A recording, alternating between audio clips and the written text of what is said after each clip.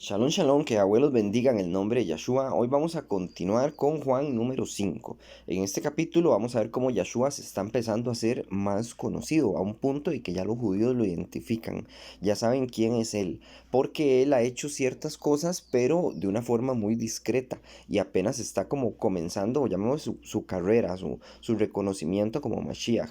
Ellos no saben quién es el que está haciendo los milagros. En este momento va a ser un milagro. Va a sanar a un hombre cerca de un estanque que se llama Betesda, que significa casa de misericordia, Betesda. Comencemos en el uno, dice así: después de estas cosas había una fiesta en Yahudá y subió Yahshua a Jerusalén. ¿Qué fiesta había? No se nos dice qué tipo de fiesta era la que había en Jerusalén, pero probablemente era una fiesta bíblica, ¿verdad? Sea un Pesach, sea un panes sin levadura, sea algún tipo de fiesta había. Y dice el 2 así: y en Jerusalén, cerca de la puerta de las ovejas, un estanque llamado en arameo Betesda, el cual tiene 5 pórticos. El 5 en la Biblia usualmente se compara con el hombre, por los 5 dedos que tiene en la mano. Y el 10 se hace referencia como a un hombre, pero completo. En este caso tenemos que tenía 5 pórticos, 5 puertas, por donde podía entrar la gente a este estanque. En el 3, en estos yacía una multitud de enfermos, ciegos, cojos y paralíticos, que esperaban el movimiento de las mallín, de las aguas.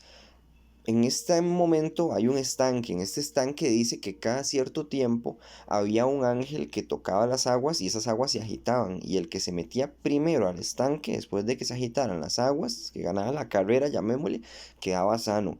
A mí me suena muy extraño, francamente, esta historia. Yo a veces pienso que era una creencia de ellos y que la gente enferma esperaba ese movimiento, sea por el viento, sea por lo que sea, y se lanzaban ahí con la esperanza de quedar sanos, pero me da la impresión de que no era cierta. No sé por qué, pero yo pienso que no era cierta, a pesar de que el texto lo diga como si sí fuese. Creo, francamente, que era una creencia del pueblo. Pero bueno, continuemos. En el 4, porque un malach de Yahweh descendía de tiempo en tiempo al estanque y agitaba las aguas. Y el primero que descendía al estanque después del movimiento de las Mallín quedaba sano de cualquier enfermedad que tuviese. Eso es lo que dice el texto, y bueno, y eso es lo que tenemos que decir que así fue, ¿verdad? No se nos insinúa que fuese una creencia, pero yo pienso que así fue. En el 5, y había allí un hombre, que hacía 38 años que estaba enfermo. El 3 en la Biblia significa confirmación y el 8 significa comienzo. ¿Por qué? Porque bueno, ya tenemos un video que habla sobre los números y ya vemos varios textos comparados que hablan sobre este asunto. No es Kabbalah, simplemente es que así es, como el 7. Un ejemplo, y siempre doy el ejemplo del 7. En 6 días hizo los cielos y la tierra y en el séptimo día descansó, ¿verdad? Porque así nos confirma el texto. Entonces, cuando aparece el 7 en la Biblia, representa descanso, igual que el 70, igual que etcétera. ¿Ven? Entonces, eso es para que lo tome a consideración. Dice el 6, cuando Yahshua lo vio acostado y supo que llevaba ya mucho tiempo así, le dijo: ¿quieres ser sano? Parte de las profecías de Yahshua, el Mesías, era que cuando él viniera iba a sanar a los cojos, a los ciegos, a los enfermos. Y aquí tenemos una multitud de personas que tienen estas dolencias y él se está acercando a uno para sanarlo. Al más enfermo de todos se acercó, al que tenía 38 años enfermo y que está recostado en el suelo, a un punto que ni siquiera él puede levantarse y lanzarse al agua. Entonces él se para cerca del estanque, pero le es imposible entrar en el agua. Dice en el 7, Adoni, le dice este hombre enfermo. Mi señor, le respondió el enfermo, no tengo quien me meta en el estanque cuando se agitan las aguas, y entre tanto yo voy, otro desciende antes que yo. Ve, él quiere entrar en las aguas para ser sano. Que las aguas, ¿que representan en la Biblia las aguas? Bueno, ustedes saben que Yahshua muchas veces dice que él tiene un agua, como vimos en el texto pasado, que puede darle de beber a alguien y que esa persona no va a volver a tener sed cuando beba de esa agua, que son aguas de vida. Entonces hace referencia a esto. Él quiere entrar en las aguas de vida, pero no las alcanza porque está muy enfermo. Pero tenemos que esas aguas de vida vienen a él, que es Yahshua, y ellas mismas se ofrecen, que es Yahshua, ¿verdad?, a sanarlo. Entonces este es el simbolismo que hay aquí. Vamos a ver en el 8. Dice, Yahshua le dijo, Kun, levántate, toma tu lecho y anda. Le está diciendo Yahshua, levántese, tome su lecho. El lecho es donde él se acostaba, en donde él estaba enfermo. No sabemos qué tipo de lecho era. Puede ser algún tipo de camilla, una redecilla, imaginemos una alfombra o no sé. Francamente, no se sabe muy bien en qué se recostaba él. Pero Yahshua le dijo, levántese, tome ese lecho y camine. Dice él 9. Al instante aquel Ish fue sano y tomó su lecho y anduvo. Y era Shabbat aquel día. Entonces los Yahudí dijeron a aquel que había sido sanado, es Shabbat, no te es lícito llevar tu lecho. O sea, estos Yahudí puede pasar dos cosas aquí. Ellos saben que el tipo estaba enfermo y están viendo un milagro y en vez de regocijarse al ver el milagro, se están volviendo más ciegos de lo que ya están y están diciéndole a él que por qué lleva lecho, ¿verdad? Que eso tampoco me parece un crimen en sí. O lo otro sería que ellos no sepan que este hombre estaba enfermo, simplemente lo vieron cargar una alfombra o cargar una redecilla o X cosa, hagamos una tabla o no sé qué era lo que estaba cargando en lo que él se recostaba. Y les pareció que no era lícito alzar eso en un Shabbat. Ahora, en un Shabbat no se puede comprar ni vender. Es más, aquí entre paréntesis ponen anemillá. ¿Dónde podemos leer esto? Vamos a leerlo. Dice así el 13:15. Durante este tiempo vi que Yahudá, alguna gente que estaba pisando en las prensas de vino en Shabbat, también trayendo montones de grano y cargándolos en asnos, asimismo vino, uvas, higos y todo tipo de cargas, y ellos las estaban trayendo dentro de Jerusalén en el día de Shabbat, el día que ellos estaban planeando vender la comida. Yo les advertí que no lo hicieran. También estaba viendo allí gente de Sot que traía pescado y todo tipo de mercadería y las vendía en Shabbat a los hijos de Yahudá y en Jerusalén. Aquí se está reconstruyendo Israel en este momento que estamos leyendo Nehemías. Se está reconstruyendo el muro, ya se ha reconstruido el templo, bueno, se habían hecho muchas cosas y se está reformando otra vez la ley. Ellos habían dejado la ley, habían dejado el Shabbat. Tal cual, como hoy en día la gente dejó el Shabbat por completo, ya la gente ni sabe qué es el Shabbat, todavía ellos sí sabían, la gente de hoy en día ni siquiera sabe.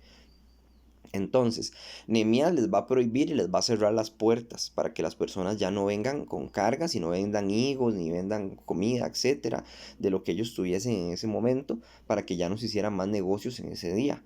Hoy en día en Jerusalén, en Israel, se cierra el Shabbat, la gente no hace negocio y se ven todos los negocios cerrados, que es más fácil hacer el Shabbat así.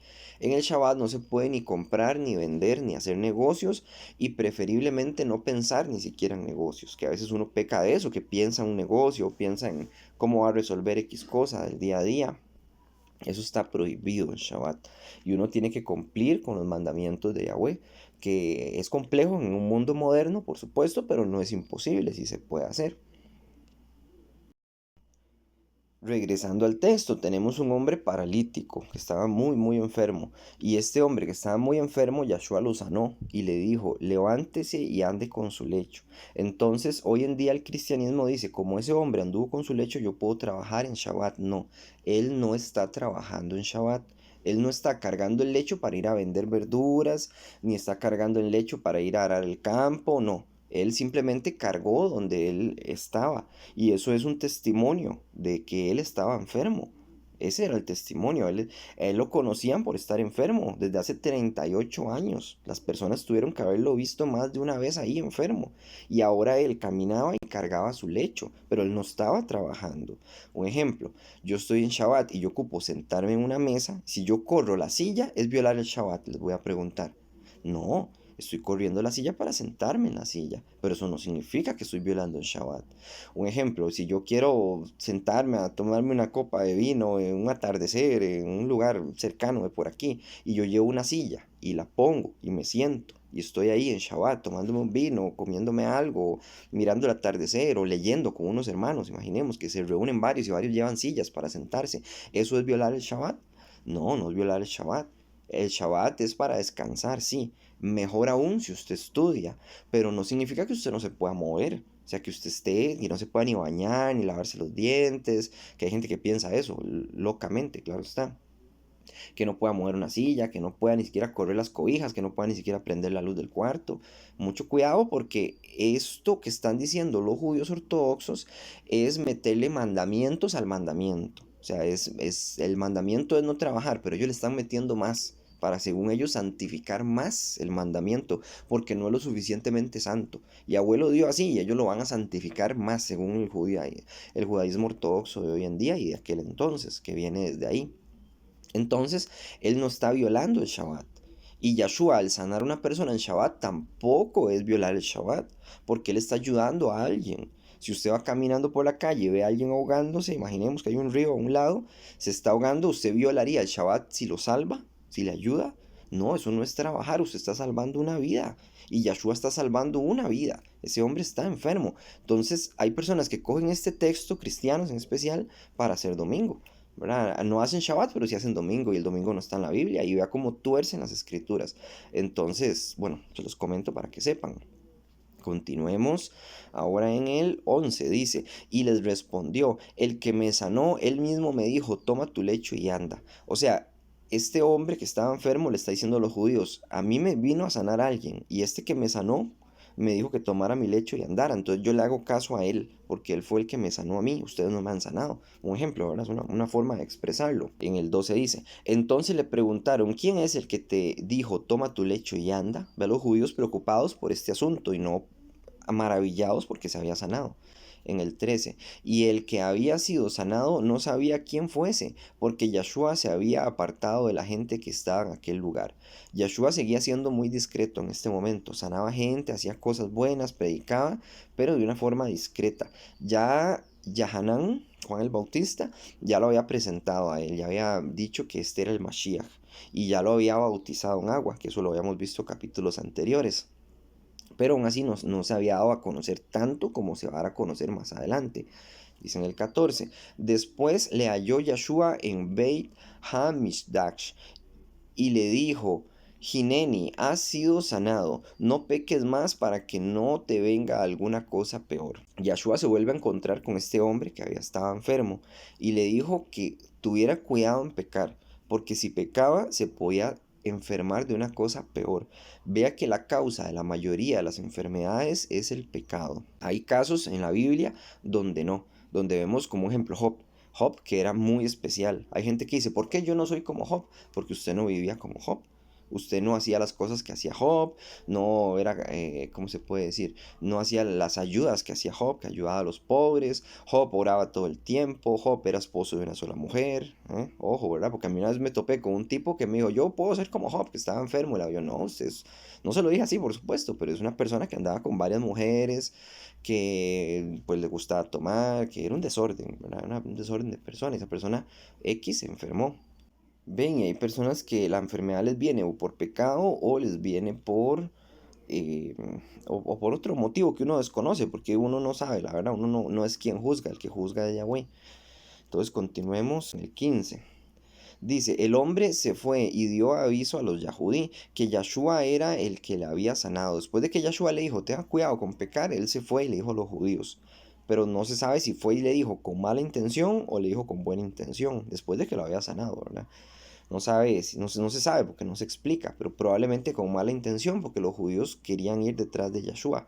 Y él tenía que haber visto eso, ¿verdad? Que lo habían sanado y que tras de eso ellos querían ir detrás de él con mal. Probablemente Yahshua lo encontró pecando en algo y le dijo que no pecara. Entonces él, al haber sido regañado, fue y le dijo a los judíos como para vengarse de Yahshua tal vez.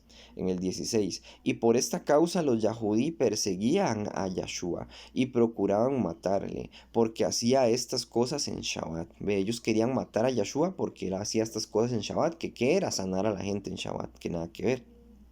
Eso es bueno, más bien. En el 17. Y Yahshua les respondió, mi padre hasta ahora trabaja y yo trabajo.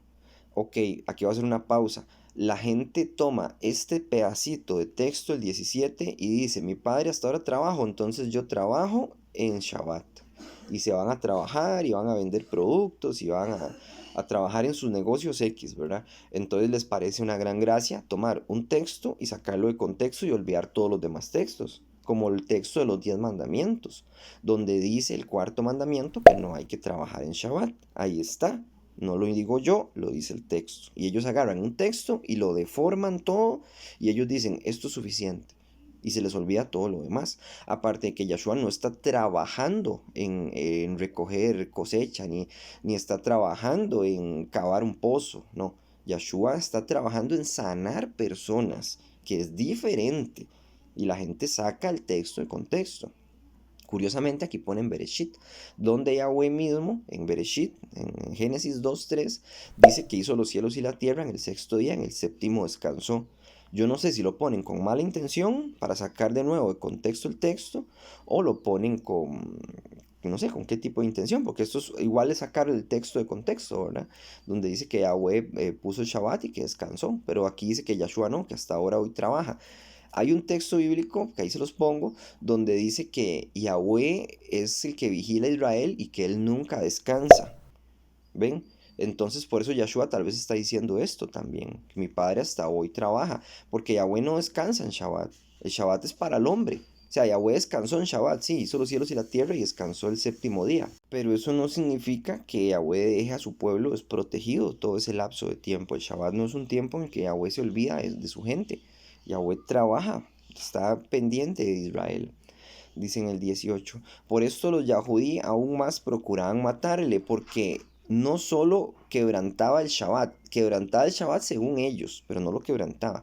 No solo quebrantaba el Shabbat, sino que también decía que Yahweh era su propio Abino, su propio padre, haciéndose igual que Yahweh. Otro texto que utilizan el cristianismo para decir que sí se puede quebrantar el Shabbat, porque Yahshua lo quebrantaba. De nuevo, ¿qué estaba haciendo Yahshua en Shabbat? El texto en su contexto. Para los judíos él lo quebrantaba, pero a los ojos de él mismo, de Yahweh, porque él es Yahweh, no lo hacía. Él no estaba quebrantando el Shabbat. Porque hay otro ejemplo también que habíamos leído anteriormente, donde había una persona enferma y él la sanó en Shabbat, que tenía una mano enferma, seca, tullida, no se sabe muy bien qué tipo de enfermedad tenía. Entonces Yahshua les puso un ejemplo a los judíos, les dijo, si ustedes tienen una oveja y esa oveja se va a un pozo, ustedes no la rescatan aunque sea Shabbat, y las ovejas es una alegoría del pueblo de Israel, de los integrantes de Israel. Entonces ellos se quedaron callados, los judíos, porque usted no puede dejar que una oveja se muera en un pozo porque el agua se contamina. Y también se va a morir un animal. Y ellos sí eran capaces de salvar a ese animal, a esa oveja, pero no de ayudarle a un hermano del pueblo de Israel que estaba enfermo hace mucho tiempo. Ahí les pongo el texto y ese texto ya lo habíamos leído, habíamos hecho un estudio y demás. Bueno, en el 19. Respondió entonces Yahshua y les dijo, de cierto os digo, no puede el Hijo hacer nada por sí mismo si no lo ve hacer al Padre, porque todo lo que el Padre hace, también lo hace el Hijo igualmente. Yahshua les está poniendo una alegoría y les está diciendo que Él es el Hijo y que Yahweh es el Padre. Pero Yahshua y Yahweh son el mismo. Esto es complejo para la gran mayoría de personas porque intentan humanizar a Yahweh. Intentan ver a Yahweh como si él fuese un humano y no puede estar en dos lugares. Yahweh es omnipresente y omnipotente. Yahweh pues está en todas partes prácticamente. Y lo que es Yahshua, me gusta mucho una explicación que dio una hermana una vez, que es como una gota de un océano muy grande. Yo lo he dicho muchas veces. Yahshua es una pequeña parte de Yahweh en la tierra. Yahshua es hombre porque nació de una mujer, pero no es un hombre porque no nació de un hombre y una mujer, nació nada más de una mujer. Entonces él no es un humano 100%. Es humano, sí, pero no es 100%. Y es complicado entender a los ojos de un ser humano, pero no un sentido milagroso, porque de por sí todo es un milagro. El cielo es un milagro, la lluvia es un milagro, el universo es un milagro, la creación del ser humano, las células, las bacterias, todo lo que existe es un milagro, es algo imposible de explicar. De igual forma, sería muy difícil explicarles cómo Yahweh puso una gota de sí en el planeta Tierra y la hizo carne, ¿verdad? Se hizo ser humano por un momento. Ok, continuemos en el 20. En el 20 dice así, porque el Padre ama al Hijo y le muestra todas las cosas que Él hace, y mayores obras que éstas le mostrará, de modo que vosotros os maravilléis.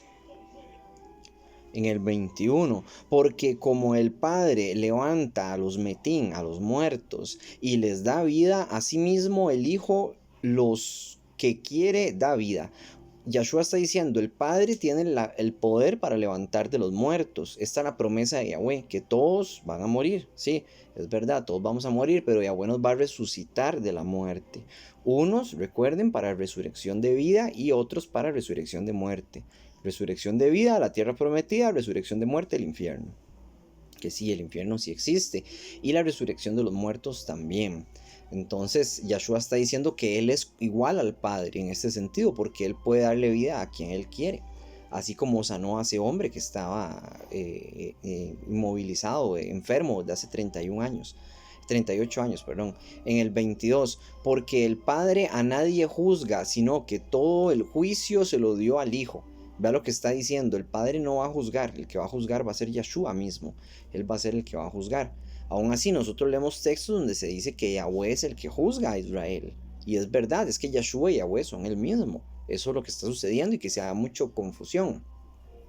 En el 23, para que todos los hijos de los hombres honren al Hijo, como honran al Padre. ¿Ve? Tanto al Hijo como al Padre se le honra por igual. ¿Por qué? Porque son el mismo.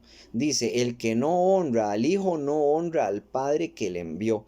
Usted lee el texto de arriba y dice que son el mismo, y en el de abajo dice que no. El que no honra al Hijo no honra al Padre, como si fueran dos. ¿Lo ven?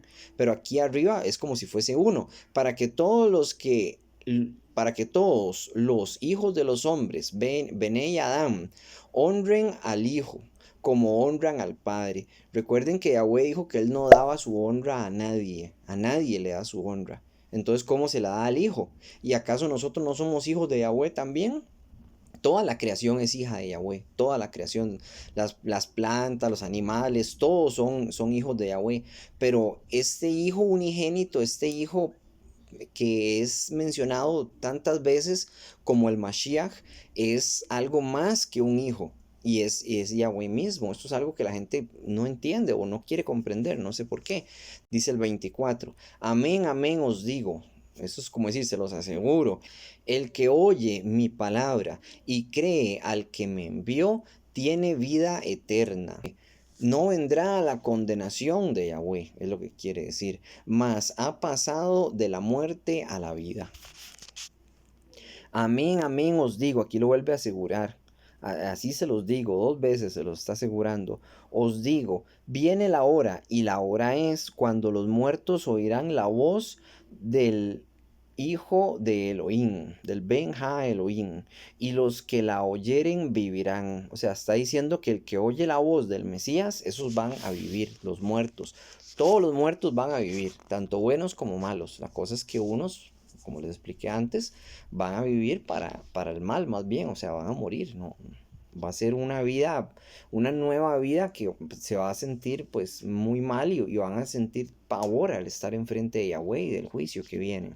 26. Porque como el Padre tiene vida en sí mismo, así también ha dado al Hijo, al Hijo unigénito que es Él, el tener vida en sí mismo. Y también le dio autoridad de hacer juicio por cuanto es el Hijo de el hombre. El Hijo del Hombre es una profecía que yo les he mencionado muchas veces, que está en Daniel 7:13. Ese Hijo del Hombre es Yahshua, ¿verdad? Es el Mashiach, que se le iba a conocer así como Hijo del Hombre. Por todas las características que les mencioné, que sí, nació de una mujer. Era un hombre, pero no lo es, porque no es un ser humano común y corriente. Dice el 28, no os maravilléis de esto, porque vendrá la hora cuando todos los que están en los sepulcros oirán su voz, y los que hicieron lo bueno retomarán a la vida, mas los que hicieron lo malo irán a la condenación. Para que el que dice que el infierno no existe, y hay un video donde hay un montón de textos que dice que sí. Y después está este otro texto también que lo está añadiendo. Dice, irán a la condenación. ¿Cuál es la condenación? En este caso, bueno, es esta prisión conocida como el Sheol, el infierno. En el 30, no puedo yo hacer nada por mí mismo, según oigo, así juzgo y mi juicio es justo, porque no busco mi voluntad, sino la razón, que es voluntad, del que me envió, la del Padre. En el 31, si yo doy testimonio, edut, acerca de mí mismo, mi edut no es verdadero. Otro es el que da edut acerca de mí, testimonio acerca de mí. Y, y sé que el testimonio que da de mí es verdadero. Vosotros enviasteis mensajeros a Yahanán, y él dio testimonio de la verdad. Yahshua se está llamando a sí mismo como la verdad. Y no solamente eso, está diciendo que Yahanán dio testimonio de él, que era lo que yo les había explicado en otros estudios, que Yahanán vino a dar primero testimonio de Yahshua, que era una profecía también, que tenía que venir Elías a dar testimonio de Yahshua, Elías. Y así fue como sucedió, ¿verdad? En el 34. Pero yo no recibí testimonio de hombre alguno, mas digo esto, para que vosotros seáis salvos. El Yahanán, o sea, hablando de Juan, era antorcha que ardía y alumbraba, y vosotros quisiste regocijaros por un tiempo en su luz. Mas yo tengo mayor testimonio que el de Yahanán, porque las obras que el Padre me dio para que cumpliese las mismas obras que yo hago, dan testimonio de mí en el Padre que el Padre me ha enviado. Yahshua está diciendo, mi testimonio son mis obras.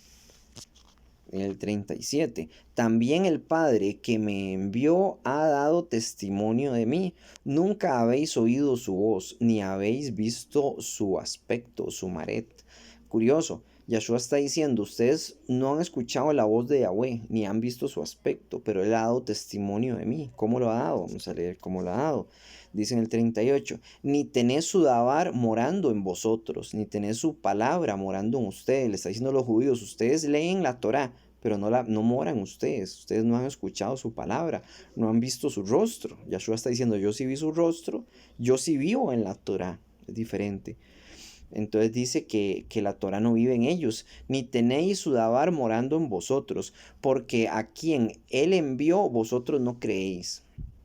Una persona que está viviendo bajo la Torá, imaginemos hoy en día, o en aquel entonces, está viviendo bajo la Torá y conoce a Yahshua, automáticamente dice, este es el Mashiach que yo estaba esperando. ¿Por qué? Porque ha vivido bajo la Torá, no tiene el velo. Yahweh no le va a dejar el velo a una persona que está estudiando y haciendo los mandamientos. Cuando pasa algo, se va a dar cuenta. Así como nos dimos cuenta, todos los que estudiábamos Torah, de que había algo muy raro con aquellas agujas que le ponían a la gente en el hombro en el 2019 que comenzó, y con un cierto virus del 2019 que sabíamos que era algo raro y que nosotros nos hicimos a un lado y dijimos, no, esto está muy raro, está raro, raro. Y Abuelo le mandó gente a uno, doctores despiertos, que tal vez no estudiaban Torah esos doctores, pero sí estaban atentos a que había algo muy extraño, y ellos se esforzaron, hasta arriesgaron sus carreras para evitar que muchas personas murieran con esto a largo plazo. Claro está, no digo que el que se lo puso se murió de golpe, pero no, es a largo plazo, y se sabe todo lo que se escondía, los efectos y demás, pero bueno, eso es otro tema. Pero el punto es que Yahshua les está diciendo que ellos no tienen la Torah en el corazón, que si la tuviesen lo reconocerían a Él, que Él es el Hijo del Hombre, que Él es Yahshua, que Él es de la profecía.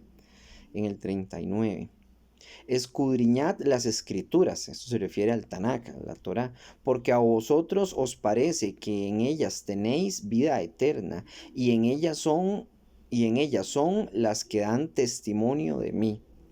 Esto es lo que está diciendo Yahshua. ¿Ustedes quieren saber quién soy yo? Bueno, escudriñen las escrituras. Lo que les está diciendo tiene mucho peso, o sea, son palabras muy fuertes. Él se está poniendo no voy a decir en un pedestal, sino en un punto muy elevado, muy alto de conocimiento de quién es Él. Y ellos tienen que aceptarlo por los milagros que está haciendo y las cosas buenas que está haciendo. El 40, y no queréis venir a mí para que tengáis vida. En el 41, Gloria de los hijos de los hombres no recibo, dice Yahshua. Yo no recibo gloria de los hijos de los hombres, mas yo os conozco, que no tenéis amor de Yahweh en vosotros. Le está diciendo que son falsos, que son falsos maestros, que son falsos profetas, que son personas falsas que dicen seguir a Yahweh, pero no tienen amor por Yahweh. 43. Yo he venido en el nombre de mi Padre y no me recibís. Y si otro viene en su propio nombre, a este le recibís. Esto pasa mucho hoy en día, hasta el mismo cristianismo. Lo manda un tal profeta, un tal rabino, un tal apóstol falso, claro está, y la gente lo recibe como gran cosa. Como hoy en día el judaísmo recibe a alguien que diga ser maestro, alumno del maestro Gamaliel o Gilel o Rambán o etcétera, y reciben esos escritos y los toman en cuenta, pero a Yahshua no lo toman en cuenta, lo han dejado a un lado. Estaba escuchando una señora una vez hablando sobre este tema y decía que es vergonzoso cómo las personas que comenzaron en la Torá siguiendo a Yahshua hoy en día niegan a Yahshua. Lo niegan y hasta vergüenza les da de estudiar lo que estamos estudiando nosotros, que llamémosle Evangelio, llamémosle Nuevo Testamento, se le dice Brit Hadashah, que es pacto renovado, que son lo mal llamado Nuevo Testamento, pero les da vergüenza y les da vergüenza hasta utilizarlo y ha llegado a un punto pues bastante feo. Dice en el 44, ¿cómo podéis vosotros creer? Pues recibís gloria los unos de los otros, y no buscáis la gloria que viene de Yahweh Ehat, de Yahweh uno es. Entonces Yahshua les está diciendo, ustedes se dan gloria entre ustedes. Ustedes mismos se dicen, hola profeta, ¿cómo está? Muy bien, ¿y usted, señor profeta, cómo está? Y eso se ve mucho. Entre ellos mismos se llaman profetas, apóstoles y etcétera, pero es puro papel, ellos no son nada. O sea, si Yahweh no les da la gloria, la cabot, ellos no tienen ese puesto de profeta y mucho menos de apóstol. Apóstol solo hubieran 12, no pueden haber más. Dice en el 45, no penséis que yo voy a acusaros delante del Padre. Hay quien os acusa, Moshe, en quien tenéis vuestra tikvah, vuestra esperanza.